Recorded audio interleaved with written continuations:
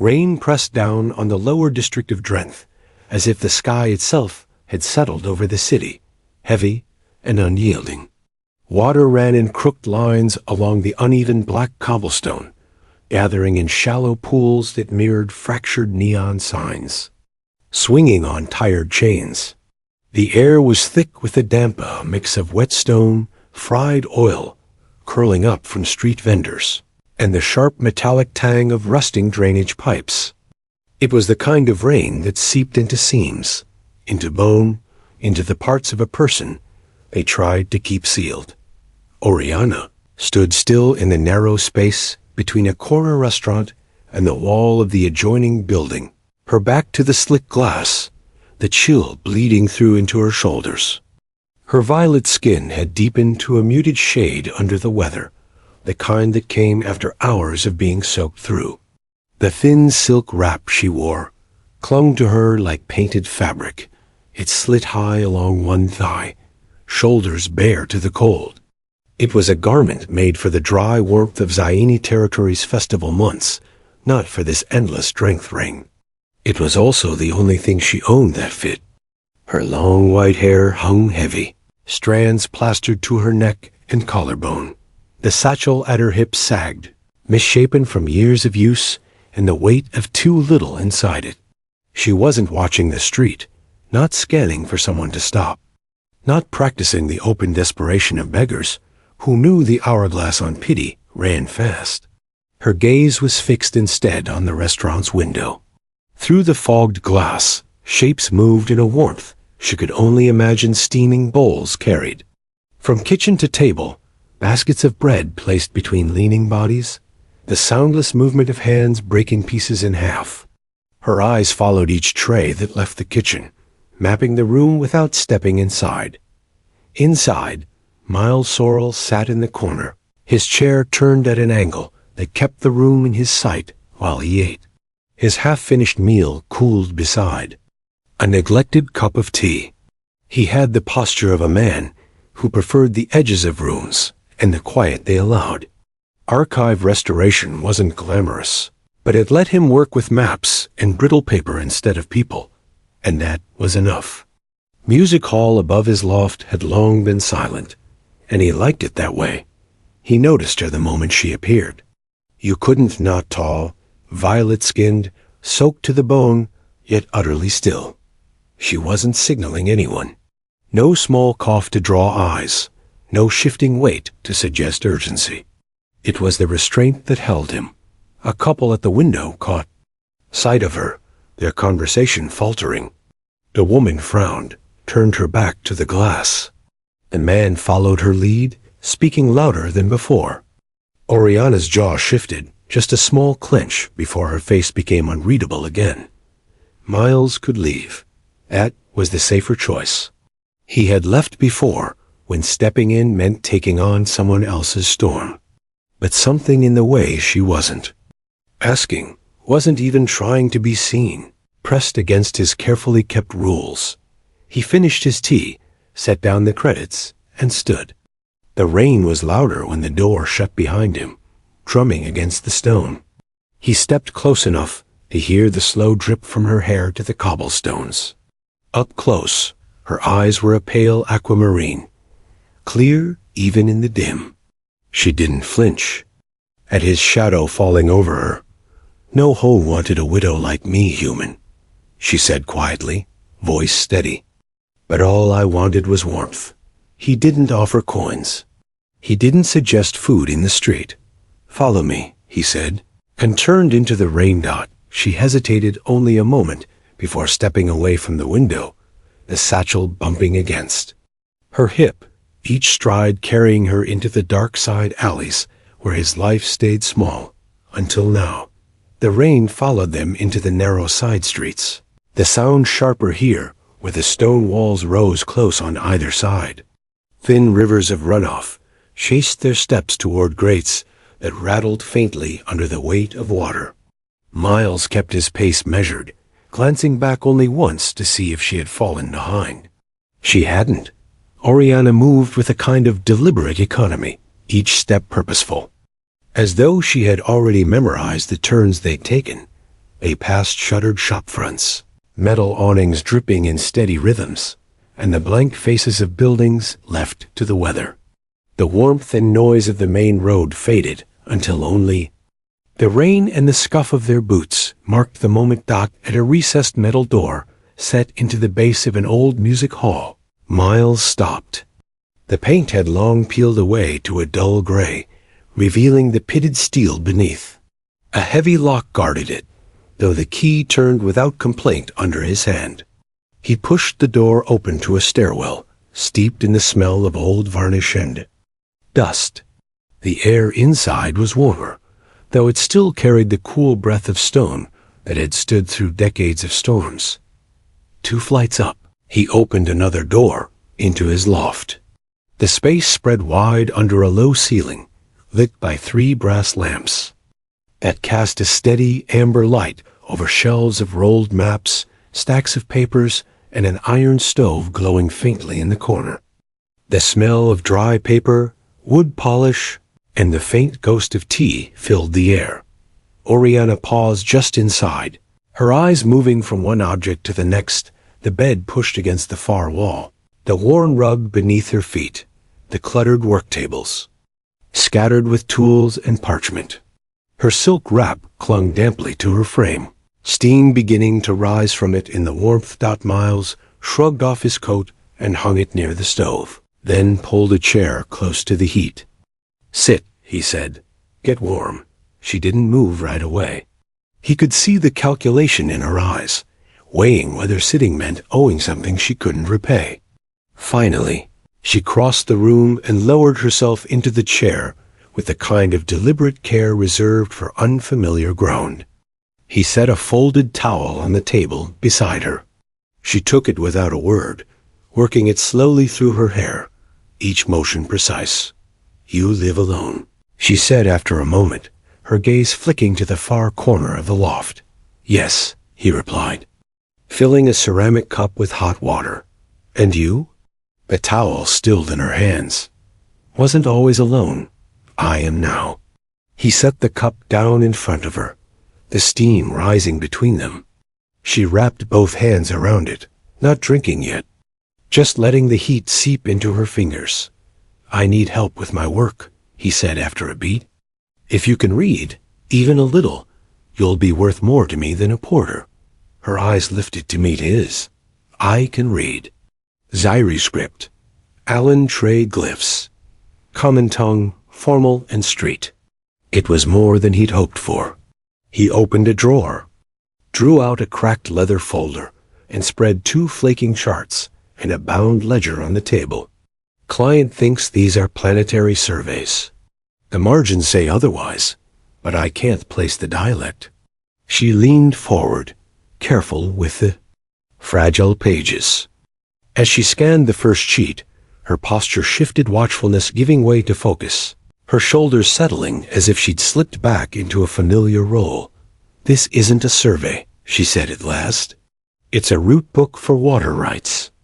Auctions. 3rd Sector Colonist Era. That Seal Temporary Pipelines Registry." The way she said it made the choice for him. "You're hired," Miles said, and realized, with a flicker of surprise, that the words carried relief. The rain eased to a damp hiss against the roof, while the stove ticked softly in the corner, its faint heat mingling with the smell of old paper. Miles sat across from Oriana, the cracked ledger open between them. She traced one long finger along the faded ink, pausing where a seal had bled into the fibers.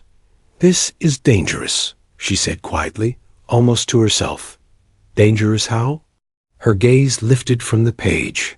"If you return this to whoever paid you, they'll control the water for every outlying farm listed here. Rates go up, supply gets cut, those farmers will have no say." He leaned back in his chair, arms folded, watching her. "You sound sure." "I've seen it before." She tapped the page lightly, careful not to damage it. "Different world, same game. Someone buys the rights, strips the land for profit, then leaves when the wells dry. This," she motioned to the ledger, "is a weapon. The word settled, heavy between them. Miles had restored hundreds of documents over the years, maps, treaties, contracts, but rarely had he stopped to consider the lives tangled in the ink. Most times, it wasn't his business. Most times, he told himself not to make it so. He studied her face in the lamplight. Rain had darkened her hair to silver gray, the strands now drying against her shawl. Her eyes were steady, not pleading, not dramatic, just certain. "If I don't hand it over, I don't get paid," he said finally. "Then you find another way to get paid." She pushed the ledger toward him. "Or you decide you're willing to sell more than your work." That was the thing she didn't ask him what he was going to do. She was testing whether he'd already made the choice and just hadn't said it aloud. He exhaled through his nose, slow. "You think I should keep it?" "I think you already know you will." She leaned back in the chair, the steam from her tea curling up between them. "You just need someone to tell you you're right." For a long moment, neither spoke. Outside, a cart rattled past on the wet street, wheels hissing through puddles. Miles turned the ledger so it faced him again. The pages were brittle under his fingertips, the ink faded but legible. There was a strange weight in realizing that a dozen lines of text could decide the future of people who'd never heard his name. "All right," he said, "we keep it. We'll need to know exactly what's in it before we decide where it goes." "We," she repeated, as if tasting the air. Word. He met her eyes without flinching. "You know the glyphs. I don't. That makes this ours now." Something eased in her expression, not trust exactly, but the acknowledgement of a shared stake. She reached for the ledger again, her hand steady as she turned the next page. In the stove's glow, their shadows fell across the table, bent together over words written generations ago. The rain outside might have been a different world. Inside, the air held the quiet weight of a choice that couldn't be undone. Morning broke, gray and wet. The rain reduced to a thin mist that clung to every surface and turned the streets to slick, glistening veins. Oriana stood by the loft's single window, the cream shawl pulled loosely around her shoulders. She was watching the lane below, her gaze moving with deliberate slowness, as if reading the rhythm of the district. "I can confirm something," she said without looking at him. Miles was sorting through a tray of drying charts, the faint smell of ink hanging in the air. "Confirm what?" "That there's still a law in the outer farm, Zayini law. Water rights can't be transferred unless both parties sign in person. If it still holds, even half forgotten, your client's plan won't work without gathering every owner here in Drength. And that won't happen." She turned from the window, her hair catching what little light the morning had to give. "But I need to speak to someone who knows for sure." "You'll need directions?" he asked. Her lips pressed into the faintest hint of a smile. "No, I'll need to go alone." He set the chart aside, leaning one hand on the work table. "That's not a good idea. It's not your choice. I can walk the city without your name attached to me. You can't do that for me." Miles considered her, the silence stretching just long enough for the stove to tick in the background. He'd only known her for 2 days, but the thought of her vanishing into the streets without a trace made his chest tighten in a way he didn't want to name. "You think I can't find my way back?" she asked. "I think people vanish here for less than what you're carrying in your head," he replied. "Then trust me enough to come back." They held each other's gaze for a moment, neither yielding, until he gave a small nod. "Early," he said. "Early," she echoed. She wrapped the shawl tighter, then slipped out the loft door without another word.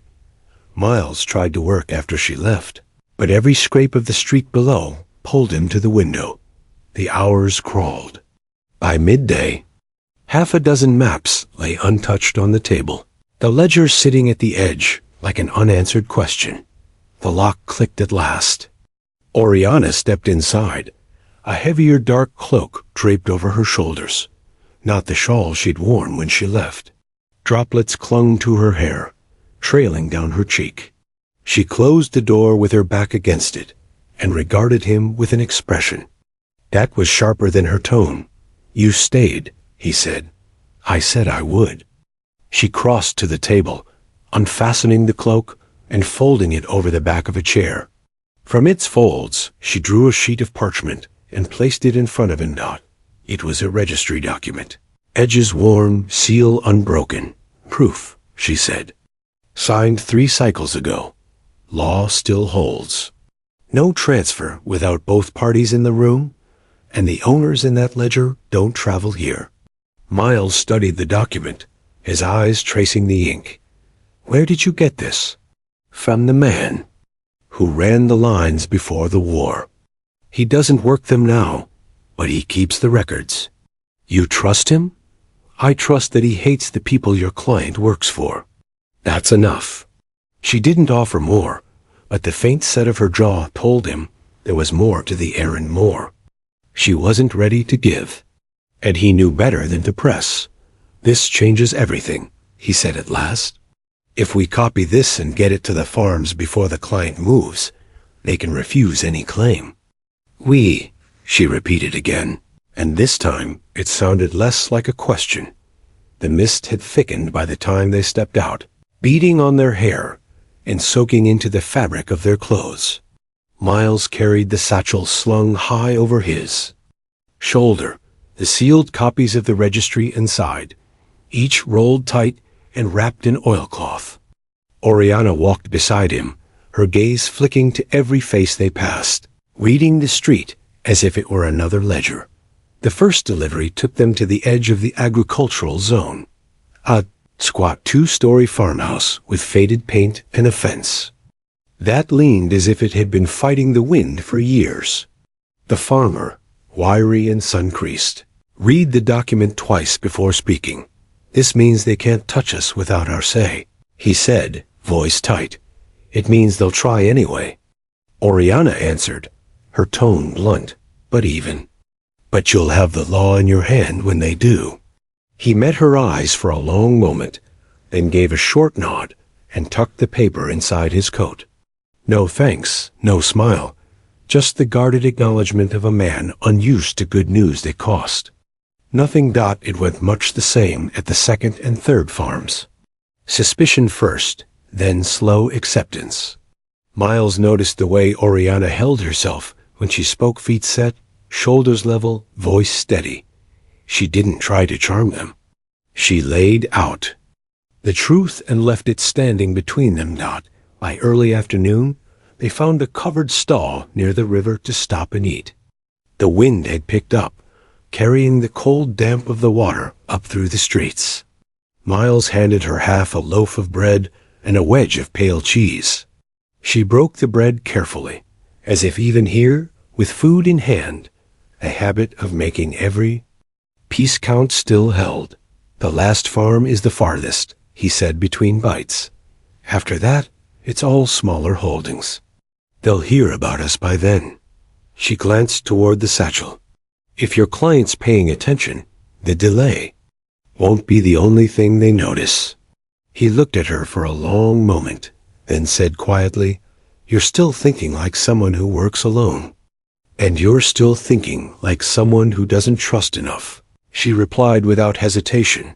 The words settled between them like a challenge neither wanted to retreat from. Back at the loft that evening, the air was colder. Miles set the satchel down and moved to light the stove. Oriana came up behind him, close enough that he felt the faint heat of her body through the damp in his shirt. "What do you want me to say?"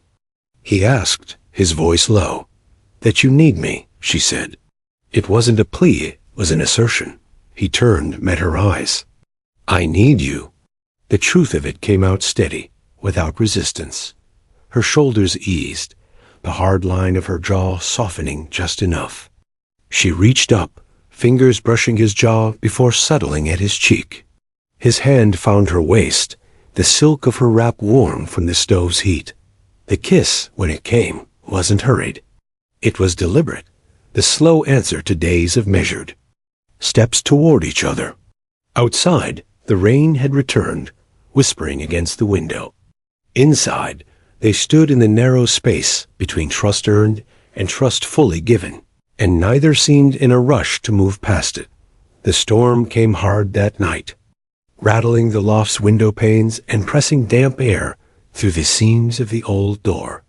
The stove burned steady, but the sound of rain was louder, a constant presence that filled every pause between words. Miles had spread the remaining registry copies across the work table, each one held flat with brass weights to keep the curling edges from lifting. Oriana stood by the window, her shawl draped over the back of a chair, the silk wrap beneath it dry now but loose. Her hair, freed from its braid, fell forward when she turned to glance at him. "They'll notice by morning," she said. "The client. The delay's long enough to make them ask questions." "I know," Miles replied. "That's why we finished tonight." She crossed to the table, bare feet silent against the worn floorboards. Leaning over one of the tubes, she pointed to the wax seal. "This one's missing a mark here." He shifted closer, brush in hand, correcting the detail with careful arcs. She stayed beside him, her presence close enough that he caught the faint trace of tea on her breath and the sharper scent of rain still clinging to her hair. "You work like someone afraid to make a mistake," she said. "I am," he answered, without looking up. "When the stakes are this high, I can't afford one." Her eyes stayed on him, unreadable for a moment. "It's not just the work you're afraid of losing." He didn't answer, but his shoulders tightened in a way that told her she'd struck close. They worked in silence after that, the rhythm of sealing and stacking the tubes punctuated by the rain's uneven drumming. At one point, she moved to place a finished copy on the drying rack, and when she turned back, her hip brushed against his arm. Neither stepped back. "Why did you really bring me here that night?" she asked suddenly. "I told you," he said. "I saw you at the window." "That's not enough," she replied, her voice low but steady. "You don't let people into your space. Not even the ones who pay you." He set the brush down. "Because I've been on the other side of that glass. Because I know what it feels like to have everyone look past you. And because," he paused, "I didn't want to walk away from you." Whatever she saw in his expression softened her stance. She gathered the last stack of tubes, aligning them with precise fingers. "We'll deliver them tomorrow," she said. "Tomorrow," he agreed. He moved to bank the stove for the night, but when he turned back, she was still by the table, the lamplight catching the curve of her shoulder. "You don't have to take the couch tonight," she said, tone even. He studied her, the choice plain in her eyes. "Only if you want me there. I wouldn't have said it if I didn't." The bed was narrow, and their closeness inevitable, but neither spoke of it. The storm outside pressed against the walls, but inside, the last barrier between them was gone, replaced by a steady warmth that felt less like a gamble and more like the first piece of something permanent. Morning broke cold and bright, the rain gone, but leaving the streets slick and shining like dark glass. Miles was awake before Oriana, lying still in the narrow bed, the sound of her steady breathing beside him. Sharing the space had been easier. Then he'd expected no forced closeness, no awkward edges, just warmth in the quiet. He eased himself out carefully, set water to boil, and wrapped the last of the sealed map tubes in oilcloth. When she joined him at the table, her hair pulled. Back in the cream shawl settled neatly over her shoulders, he pushed the bundle toward her. 3 farms before noon, the rest by day's end.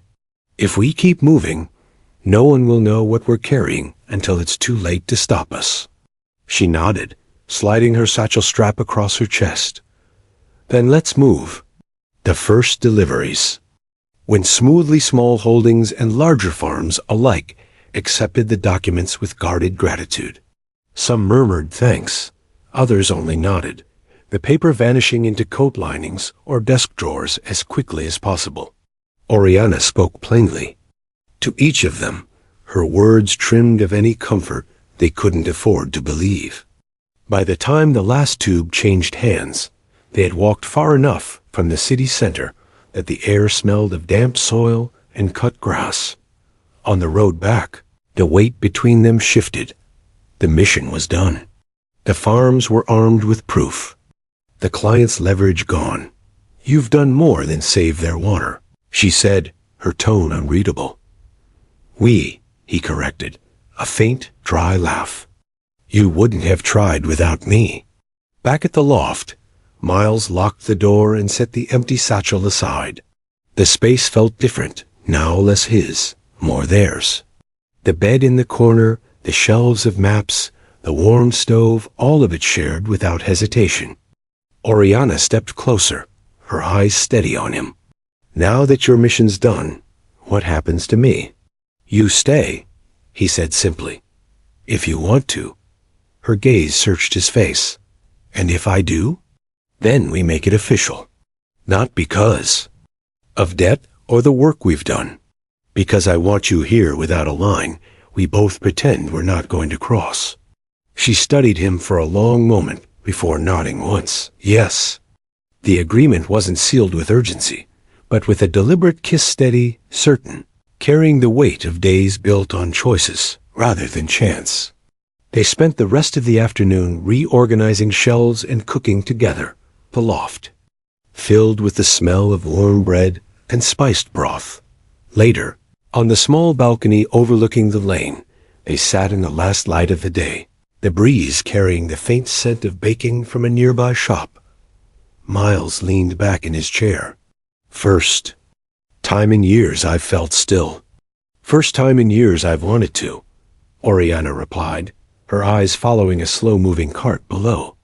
Then, without looking at him, she said, I should tell you something. That night you found me at the window wasn't the first time I saw you. He turned to her. I'd been watching you for a week. From the market, from the lane, by the music hall. Deciding if you were the kind of man I could trust. That night, I chose to stand where I knew you'd see me. The admission landed heavy, not as betrayal, but as revelation. Their beginning hadn't been an accident. It had been two deliberate choices colliding in the rain. He didn't smile, didn't flinch. And I'm glad you chose. So am I, she said. The sun dipped below the roofs, the street falling into shadow. Inside, the Asti stove's glow waited, and for the first time, neither of them was thinking about leaving.